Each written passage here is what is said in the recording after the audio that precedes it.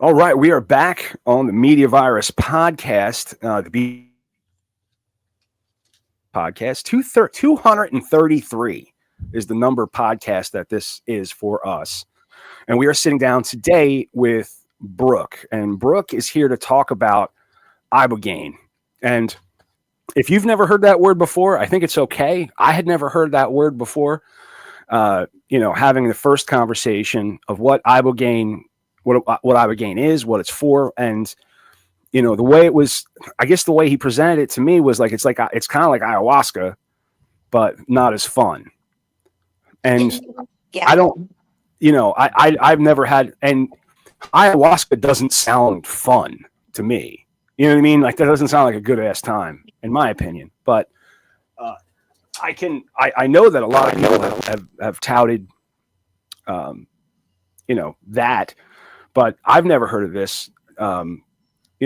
Brooke, why don't you go ahead and introduce yourself and tell us, a little bit about your journey? Sure. So the best way I could put Ibogaine is it is the deepest soul search that you could ever have. Um, as far as ayahuasca, it's similar in the sense of like an ego death. Like after I did it, I really felt like a new Brooke was born. But it's used primarily for addiction, especially opiates. There is zero withdrawal with Ibogaine. So, like ayahuasca, you may vomit. With this, you're not vomiting. There's no diarrhea, no crawling out of your skin. There is literally zero withdrawal. So when you talk So about what about the effects? Because I thought I did a little, deep dive. And I'm sorry, I don't mean to interrupt you. I just, no, no, I get confused. I ask questions. And when I say I did a deep dive, we use a lot of AI on the show. If you haven't kind of figured it out, I just typed into Chat GPT. We're talking to Brooke tonight. She's an advocate for Ibogaine for the use of opioid, treatment of opioid addictions. What can I ask her? And it printed me out a list because I don't know what to ask, and so. But what I did before that was what is Ibogaine, and now do some people vomit? Do people get sick from this Ibogaine? no. That's been your okay. All right. And it's also used like for veterans with it rewires your brain. So it's a plant based out of Africa from the Bwiti tribe. It's like BWITI. Mm-hmm. And it's been around for centuries. It's an herbal medication like anything else. It is the psychedelic, but it's used for multiple things: addiction, veterans, autism, people who just mentally aren't where they want to be. So it has many uses, and it is the deepest soul search that you Yeah. will ever get in this reality. No, that's not a selling point for me. I do not want to search what's down there. I do not want to find. I've been unpacking a lot of trauma, and I just been trying to put it on back. Hey, trying to fold it up nicer. It'll give you answers, though. Better in there. If you want to know why you have that trauma or how it affected you, it'll give you the answers to anything you need. Now, what brought you to Ibogaine? So, a couple things. I had a major knee injury playing soccer. I was a Okay. D1 soccer player, and I tore my ACL. I'd have multiple surgeries, and that was 2011. And back then, they were handing out pain pills like it was nothing, like You, candy. yeah, I was on I was on perks for 13 years. Okay, there you go. Yeah. So you know the game. So they were like, it's safe, it's not addictive, blah, blah, blah. 10 years later, I can't get off of these pain pills. And I lowered my dosage. I didn't want to switch to like methadone or Suboxone. I felt like if you're going to It's just do, more of the same. you're substituting one for Right. another. And you still have to wean off of them. So that was the huge part of it. I was just tired of being dependent on a medication. It annoyed the shit out of me. And the other part of it was like during COVID, and I just felt like I needed something deeper. Yeah. Um, I just wanted to know the purpose of like me being here and what my I didn't know. I had so many unanswered questions with my family, with my purpose, whatever. And I found it on TikTok. And then, of course, the algorithm started showing me like podcasts of Joe Rogan interviewing someone about it. Okay. And I did my research and I got on a plane to Mexico all by my little self. And like, I was like, you know what? I'm doing it. I'm going to go on a spiritual journey.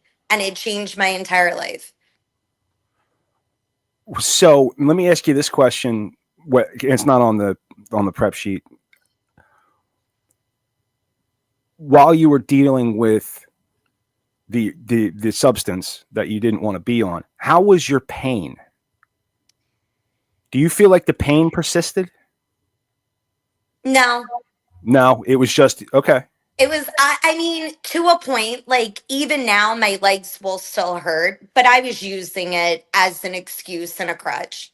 Yeah. I didn't want to be crawling on my skin Yeah. because I No. didn't have the medication. So I'd be like, oh, I'm in pain. I have to take it. But of course, it's a crutch. Yeah. Yeah. Yeah. Now, see, my issue was I injured my back and then wound up having spinal stenosis. So I have this like permanent pain. So having the pain, I would go off, the meds for a while, a couple of days, just to see if I could get through. And what I've learned is that like you were crawling out of your skin, instead of my skin crawling, it was all going right to where it hurt and amplifying it. So it was, and if it, like me talking about it right now is making my back hurt, and I still have urges. I still desire it quite often. And I didn't, I'm afraid of needles. So I turned to booze when my script ran out. I was forced off. My doctor wouldn't prescribe any. That it got to that Yeah. point. So the medication started to become harder to get. Yeah. And fentanyl is mixed into everything now. Mm-hmm. Like Theo Von is my favorite, and he was like, you can't even buy cocaine in America anymore. And it's true. Yeah. Like everything has fentanyl in it. There's some new drug where people are literally like losing limbs. It eats at their skin. I forget the name of it. Croc. Yeah. Crocodile. Yeah, that started in Russia. Fucking. Yeah. There's one hit in Kensington. I lived in Philadelphia, right down the street from Kensington for a very long time. There's something going through Kensington right now. It's not the same, but it's real similar. I have a friend who's a nurse, and she said she's seen more people like. Yeah, it's insane. It's not even an opioid. Like whatever it is. Narcan doesn't work. It's insane. It's nasty. But now with I guess you felt like you had an addiction. Right? I'm sorry to say that again. You felt like you had an addiction. You knew you needed help. Yeah, I mean, addiction runs in my family. I lost my dad to addiction. Okay. And so I knew it was in me, but of course I tried to ignore it and be like, I'm getting a prescription. Right. Everything is cool. I have for real pain. Yep. But when you, I don't know, have dental work done that way that day and you take 2 extra, then at the end of the month, you're like fucking panicked. Yeah. You're like, oh my God, I'm 5 short. What am I going to like? It is an addiction. It is. Absolutely. So what did you try anything else before turning to I've never done a psychedelic ever. Not mushrooms, acid, nothing. But now I'm much more open to it. Addiction treatment. Did you try like a 12-step program or try like a No, I mean, I tried to wean myself off. I tried to do it with the doctor, but again, big pharma is the devil, in my opinion. Yes. I know that's a strong statement, but it's not. The doctor was like helping, but still writing me like 150 oxycodone 30s a month. Wow. Yeah. So I protect, I'm weaning myself off. I'm not taking more than, but no, like as far as a recovery program, no. Was there a specific moment or realization that made you decide to pursue I Ibogaine could, treatment? I just like could not get over that last hump. Like at one point, at the worst of my pain and my surgery, I was taking like 8 to 10 30s a day. Wow. Yeah.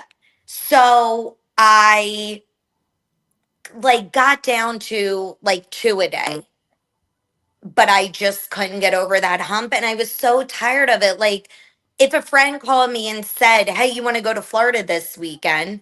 I couldn't. I had to make sure I had my script, I had enough. If Yeah. I had a doctor's appointment, I couldn't go because they stopped writing it for like months at a time. They became much more strict. It was Yeah. just annoying. And I began came across my TikTok, and I did research and I just took a wild chance. That's that's fantastic. Congratulations. Thank you. That is so you gave us a little bit about your Ibogaine experience. You said it's the deepest soul searching you'll ever do. I mean, you said they say hallucinate. What do they mean by hallucinations? Are you like talking to dead relatives? Are you like watching a movie? It's Are you in a all of completely the different realm? it's definitely a different realm. So it's kind of all of the above. Again, I've never done a hallucinogen, so I no comparison, no expectation. But they gave you the capsule, so it comes in a capsule. It's actually like a powder form, and a ton of it is 200K, and they get like a square out of that. So they put that powder in a capsule. You swallow it. They put you on an IV just to make sure you have liquids and everything. Um, and I took the capsule. I didn't even have the IV yet. I was scrolling on my phone watching Dance Moms, and I got up to go to the restroom, and I started seeing like all of these green lines, like zigzag lines. And my dad and I never had a close relationship. He was an addict my whole life. I never expected him to come through. And I was going to the bathroom and it was like a radio in a truck, like a 18 wheeler. And it was like, "Brooke," and it was his voice. "Brooke, I'm so sorry. You have to forgive me. Please forgive me. I don't know how long I have with you. How I don't know what you took. Like, please forgive me. I love you." And I was like, "Dad?" So that was the first thing that came through. And I thought it would be my grandparents, like, never expected You him. thought it would be somebody that you had on your mind, that Or somebody like you close to loved, me in my that life. loved, that you felt loved by. 100%. And it Right. was him. Um, and then he was showing me memories. So, like, my mom raised me as the single mom. I was always terrified something would happen to her, probably because it was my only parent. Right. And he like showed me a memory of her falling off the boat. Or like we had a boat falling off of it and me being scared. And he was like, "That's when you started to worry about your mom so much." And then he showed me like certain memories in high school. And he was like, "This is when your addictive gene activated." Like it was really like 12 hours of like me seeing things, but then him But like walking me through it. your father was your tour guide through this. He called me, he said he was my spirit guide. And I had never heard of any of this. He told me he was my spirit guide. He said there's a difference between like angels and guides. He taught me about like my subconscious mind and my conscious side because at one point it's very overwhelming. You're getting a lot of thoughts at one time. And he was deciphering like that's your subconscious mind. Pay attention to that. It's a memory you need to look into. No, that's your conscious side. That's your daily routine. You don't need to do the laundry. Like, he really walked me through everything. Wow. And So I will never have that bond with anybody else ever in my life. Like, even my mom, as much as I love her, that bond changed me forever. And I forgave him for everything in the same moment. My that's daddy issues disappeared. No, I'm joking. that But for real, like, I'm I'm having a minute trying to control my I'm touched by this story. Yeah. It is hard to fight um, through emotion and ask questions. But so you're saying your father basically showed you the moment that you activated what he called the addiction gene, yes, and I guess the theory is like kind of what I'm thinking is that you're there for a specific reason. The consciousness of your father is aware of why you're there and knows that it's his. He couldn't be your father in life, but he could be your yes. father in this moment, and that whether that is a spiritual thing or whether that is a happening, a chemical that just activated in your brain. It's such a beautiful outcome. It healed Um, so many wounds for me. And it just gave me a different, like, perspective of him and addiction in the world. And I told him it was Ibogaine, and like, I had like 8 to 12 hours with him because, like, and again, it's his voice. It's as clear as day. There is no mistaking this. And he's like, "Oh, you have 8 to 12 hours? Good. Okay."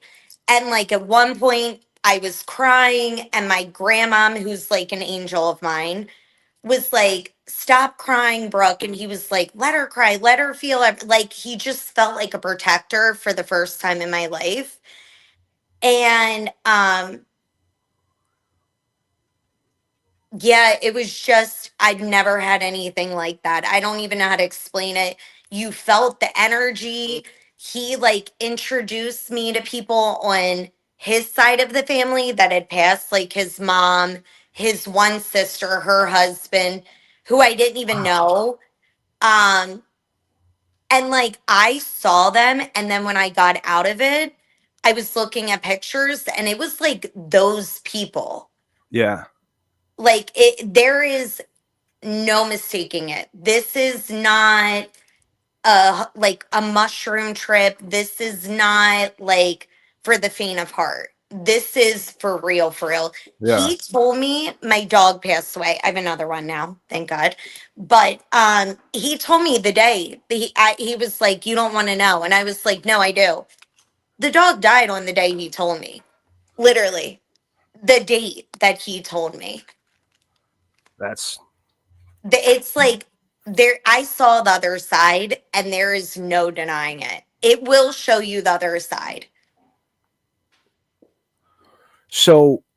How did what effect did the ibogaine have on like you were able? Did you walk away from this not craving at all, not thinking about it? 0%. So it literally rewires your brain, and it is blocking those addictive receptors in your brain. They have scans showing it. They've taken brain scans of people under Ibogaine, and it will literally show the addictive receptors being blocked or reset. It pretty much takes you mentally back to a place before your trauma, before your addiction, whatever you're going there for, whatever your intention is. It resets your brain to the time before you had that issue. And even at one point, I felt it in my head, like something going on. And I remember my dad, again, my guide that walked me through it, being like, "Fuck, this addiction is holding on so tough. Hold on, give me another minute." And I felt like more move. It's so weird. I probably sound nuts, but you literally feel it in your brain while it's happening, and it's blocking all of those addictive receptors and all of those trauma receptors. It really is a miracle. So Go ahead.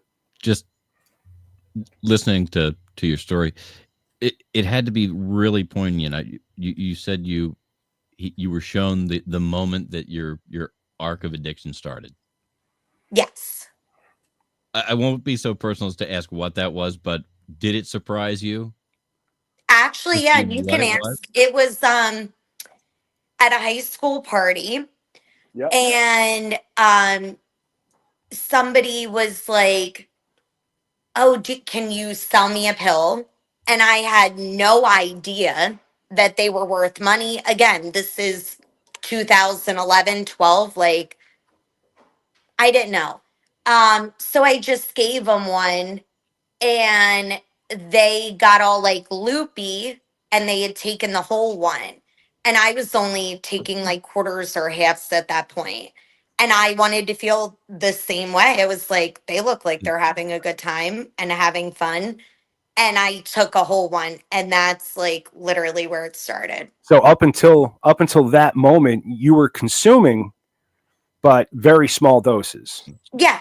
And it wasn't until you saw somebody else having a good time, so to speak, Yep. that And you go, feeling oh, I want that. loose, not worrying about what people thought, just Right.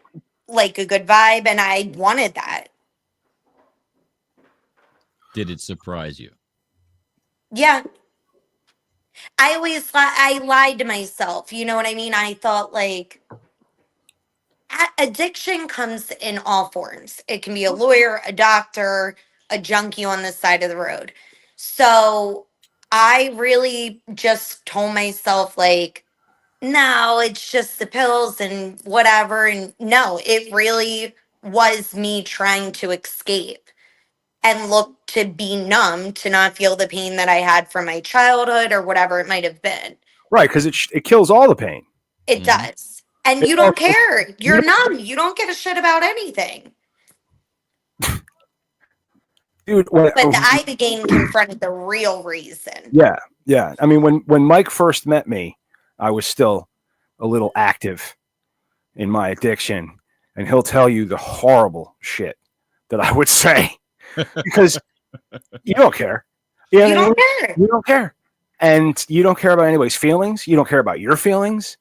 You can't hurt my feelings. You can't fucking do it. You were funny though. I was funny as fuck. And I was still, I hadn't started therapy yet, and I still had all that trauma. Just so I was funny as hell. That's what made me think, build up energy. That's the thing, is that's what makes me think I could be funny now. And I'm like, I'm trying to be funny and mentally healthy, and it's fucking hard. Just gotta let go. I still have 5 minutes of stand up that you wrote, and I helped to polish. I don't think we need to go into that right now. I think you should do it. Do it. No. We challenged each other at one point to go to an open mic stand up, and I wrote this stand up, and I thought it was really funny, and I had him punch it up, and he goes, "Man, this is a cry for help. This is." It is, but but it's funny. But it's fucking funny. Like, it wasn't hard to polish. It was a story. My first child. I got my girlfriend pregnant when I was 19, and when I found out she was pregnant, I was afraid of my parents because my parents were physically abusive, and she had never dealt with something like that, so she thought I was embarrassed of her for some reason. So she called my mother at 8 o'clock in the fucking morning. And then my mother came down and proceeded to beat me with the phone. My mother would take fucking breaks. I love she would take fucking. She beat me for 3 fucking days. She beat you for 3 days. Yeah, real handsy. She is a girl. Separate 3 days. She would take smoke breaks. Yeah. Every time she saw me, she'd go upstairs, smoke a cigarette, get pissed off, come back downstairs and beat me. Yeah. I was 19 years old. I was also 6'3" and 375 pounds, and she's like all of 5'3". So So be you your can't really ass. tell anybody. Yeah. Well, it's not. I didn't try. I didn't fight back, for fuck's sake. You know what I mean? It's my You're like, mom. okay, I'll just wait for you to need another cigarette. Yeah. I had a friend. I had a friend who wasn't allowed to put his hands up to defend himself from his mom. If he put his hands up, his dad would start, and his dad would just come in swinging. Like, he couldn't defend him. He just had to stand there and take his mother beating him. I at least was allowed to defend, to cover. You tried to block it. Yeah, I tried to block it. So, Unfortunate, different generation. You should do Ibogaine though. It'll probably work through all that. yeah, I was talking. I've worked it out, so now I have therapy right before the show. Not right before, but like the day of the show, I have therapy. And I was like, depression, like, from what? Ricky and I just about have you where we want you. I know. Don't fuck it up.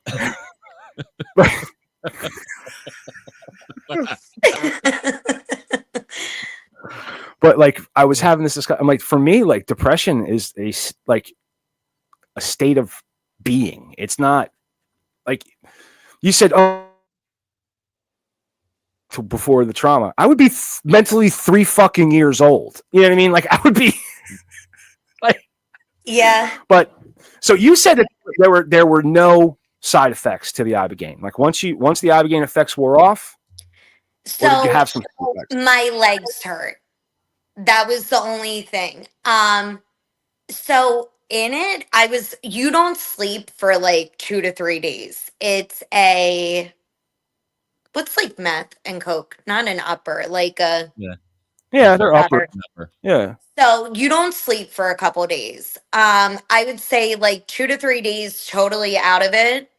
Just like hearing like my dad and seeing stuff, whatever.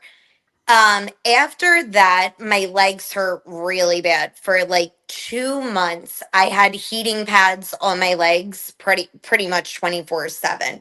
But they say that withdrawal from medication like pain pills, anxiety medication, whatever, you can get over that within a week to 10 days, but it builds up in your bones. So that's why my legs hurt so bad. But I never had like the normal withdrawal symptoms. So the total Ibogaine experience is about 3 days. I was there a week. Okay. So I got there Thursday. They gave it to me Friday. I probably could have gone by like Tuesday, Wednesday, and I left that Friday. You were in a controlled hospital facility. It's not a hospital. So unfortunately, it's not legal in America yet. That's a huge part of my message and why I'm trying to talk about it.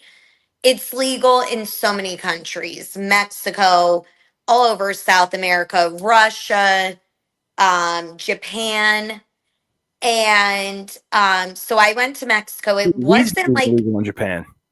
Say that again. Weed's not even legal. Like, there's no legal marijuana in Japan. Ibogaine is legal. Like, you can go to jail, like, hard time for having cannabis in Japan, and it's legal. And this stuff is legal there. Now, just real quick, I don't want to sidetrack you too much, but one of the things that Jesse had mentioned when he introduced me to the idea of talking to you was that you were going to go talk to RFK. I'm supposed to be. Nice. So that is my goal, and I'm not like taking a political side, but I do believe that RFK is against big pharma. I do think he is trying to make our country healthier. I do. Yeah, absolutely. So, I want it legalized here. I don't want to eat petroleum. I don't want to eat petroleum because it's a nice color. I don't want to eat petroleum. No. You understand? I don't. We're eating petroleum and we're burning corn. It doesn't make fucking sense. I totally agree. And so I do believe that your fight would have an ally with RFK. So that is exciting. Is it a scheduled meeting, or are we still? It is. It's a scheduled meeting. The reason I say I'm like trying not to jinx it is we were supposed to meet in March 18th. Something happened with his wife. She's famous. I don't know all the details. She got into something and they rescheduled for the end of June. End of June. So, but it's a close connection to him. Like, I feel good about it. I'm just, I do. Yeah. and I do feel like he would be an advocate for it. Even if, here's my whole shtick with this thing. It's legal in so many countries. Why is it not legal here? My answer would be big pharma. Just like I think there's a cure for cancer and they're not giving it to people. No, because it's more profitable to keep us sick and just treat us. 100%. And our tax dollars are paying for these people to go to stupid ass rehabs where they do nothing but give them Suboxone or methadone or whatever. They get out and they go back to the same shit, whether it's the streets, jail, whatever. Cheryl Hines This is his is wife. literally the same amount of money, if not less, and it has like an 89% success rate. It's rewiring the brain. It's not just like a temporary quick fix. So, and again, not just for addicts, for veterans, a lot of autistic people have taken it and seen significant results with their verbal speech and just different things. Like, this could be a huge game changer, and we're spending the money anyway. So why not spend it on something that has such a significant success rate? Because it's plant-based. We saw what happened with marijuana. That was like a pew pew 20 years ago. Yeah. You see how much it's helped people. Like, They get scared when they realize you can grow it out back. That's exactly. yeah, no, that's the thing. So, but Brooke, what I would love, whenever it happens, and I'd love to have you come back on again, tell us about, your meeting with RFK, what all that, that would be fantastic. Now, the question I have before me is, how do you respond to skepticism or concerns about Ibogaine's safety and efficiency? So, do you come up across a lot of concern? Now, one thing I got to tell you is, doing research on Ibogaine, the research I found tells me that this is something it can make you vomit. Like, it can make that's what it. I mean, that's sort of the side effect that they list for everything, though, just because. So getting back, it's not a facility. These are like houses, almost like a resort all over Mexico. I can't speak for any other country, but all over Mexico, I checked like 5 of them. It's like a resort. It was on the water. They have a private chef. It's not like a rehab. Not like a When spa. I was there were probably 10 to 12 people in and out, like, of that week. The people who came for like PTSD, like the vets, they were only there like 3-4 days. I didn't see anybody get sick. Oh. But not to say you can't, but I didn't see it personally. Gotcha. I mean, I wanted to mention that is one of the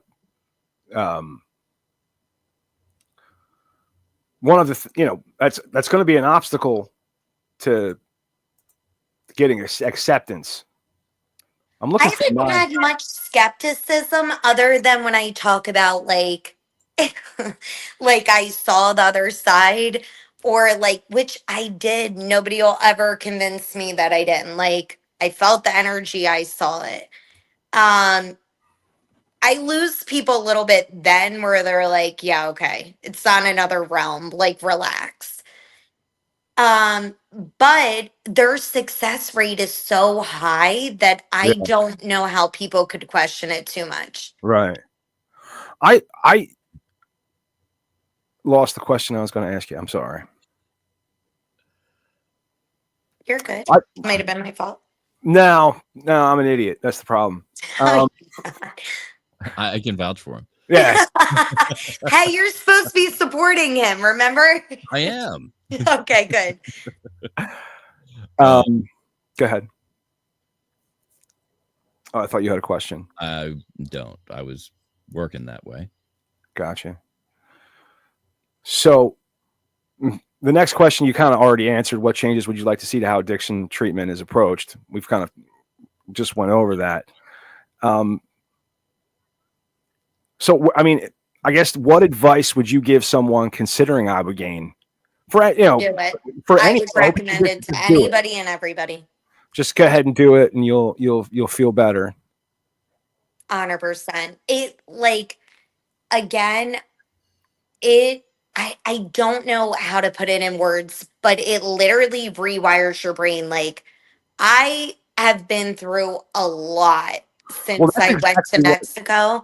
Not one time did I consider going back to pills. Or like feel like I needed to numb myself or anything like that. That was my question. That's what, because you'll hear people say things like talk about ayahuasca, and I guess I'll only keep bringing that up because it's the only thing I don't know. Comparable. Okay. And it seems like sometimes they have to repeat the process. This is Ibogaine you don't want to repeat. You don't want to, you just got to do it once and we're all good. Oh, another one of the questions that I lost was, as you were taking this journey with your father and he's showing you around, what are you physically doing?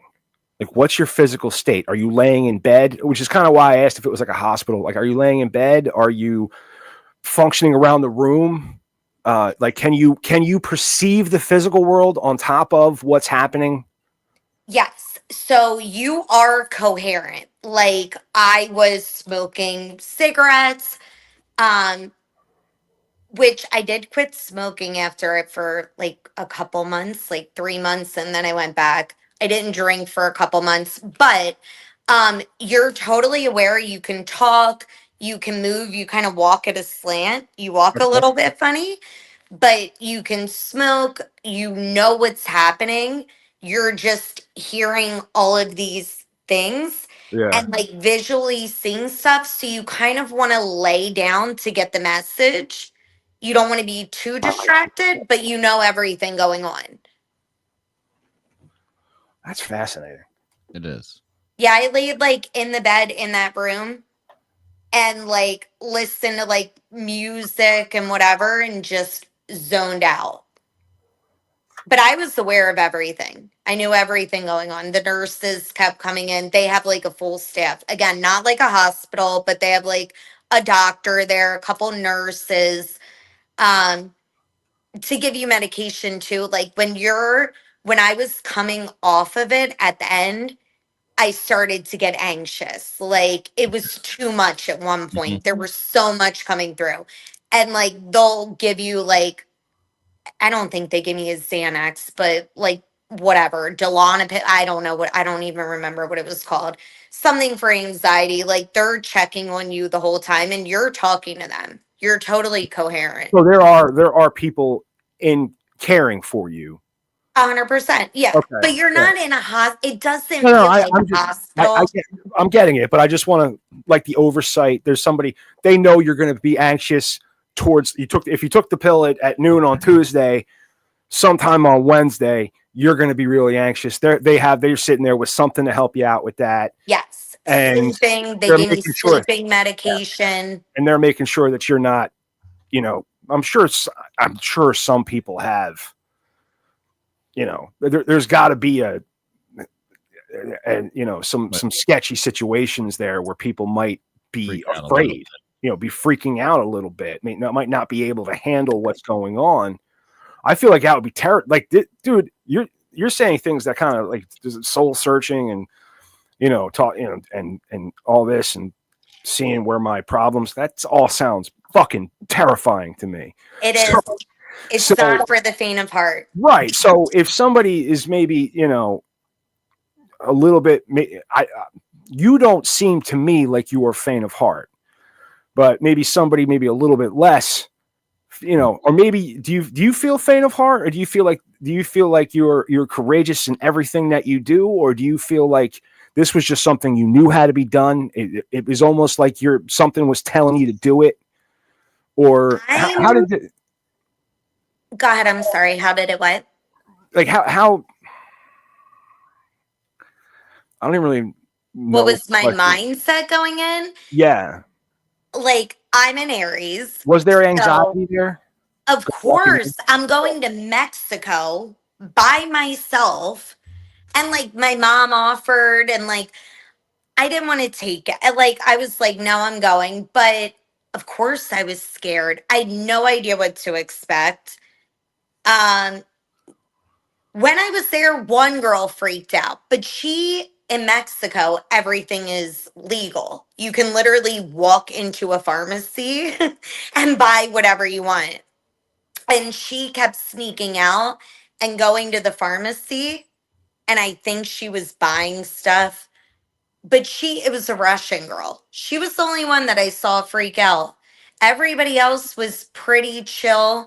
Your eyes changed. Like my vision was negative 2.5. Now I have like 20/20. I don't even have to wear contacts anymore. Your eyes lighten up. Your skin color comes back.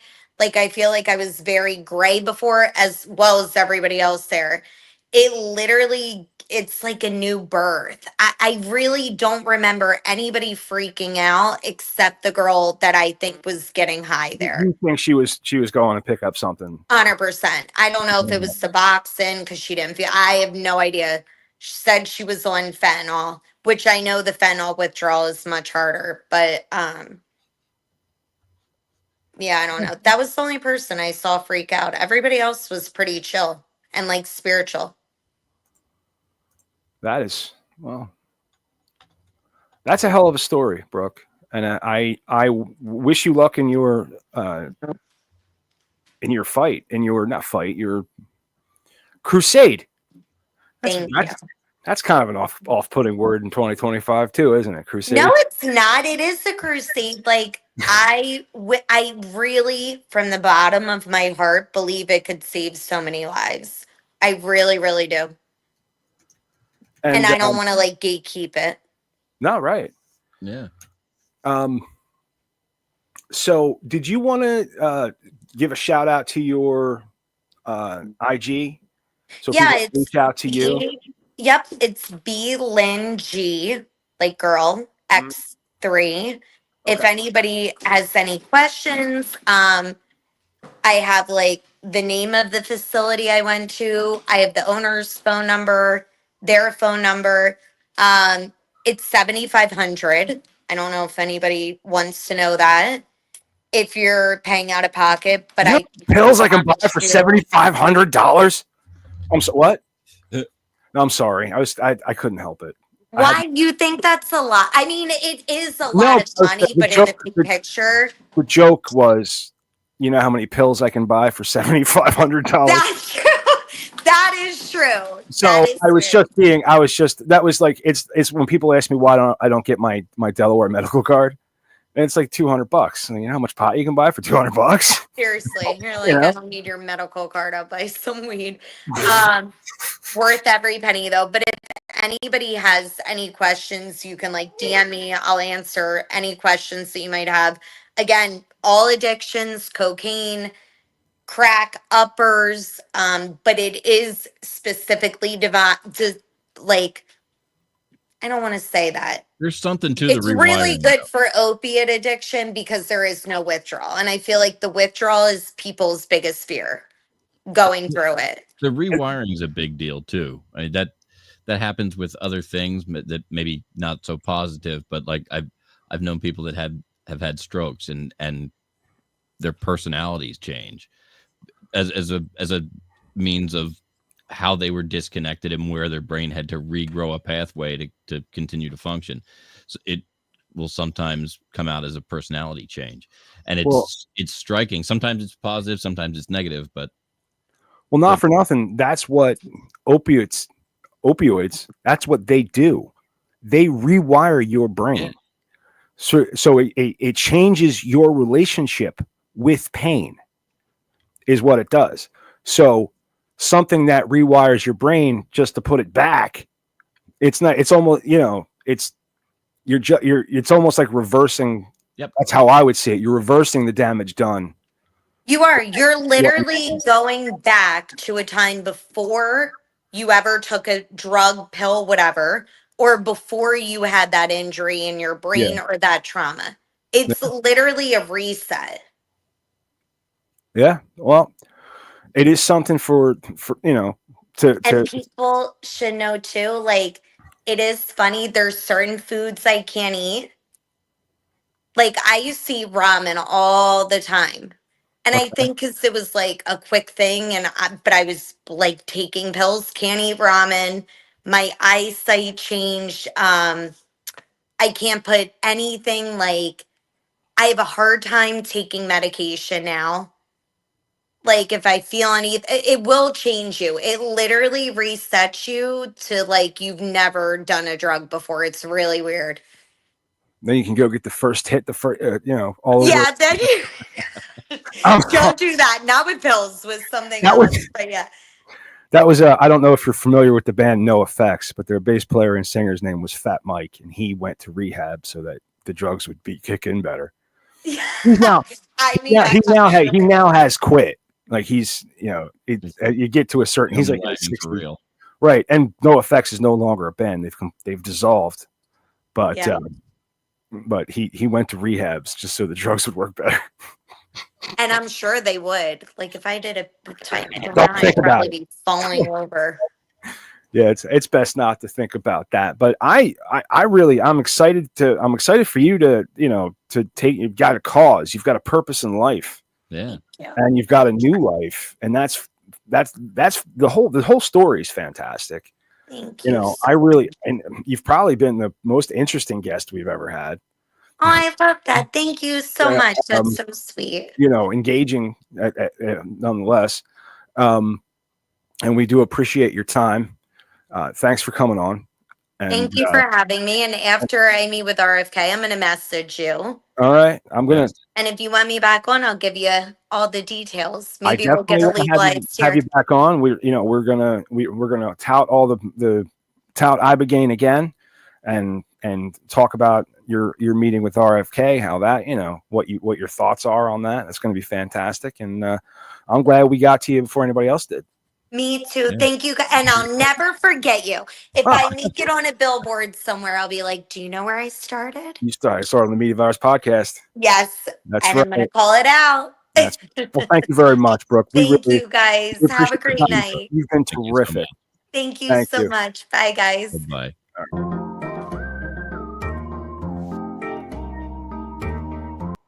Oh, are we doing that now? If you want. That's what I thought we were doing. I don't know. Okay. I enjoyed that thoroughly. Yeah, she was. I thought she was fantastic. I thought she was fantastic. It's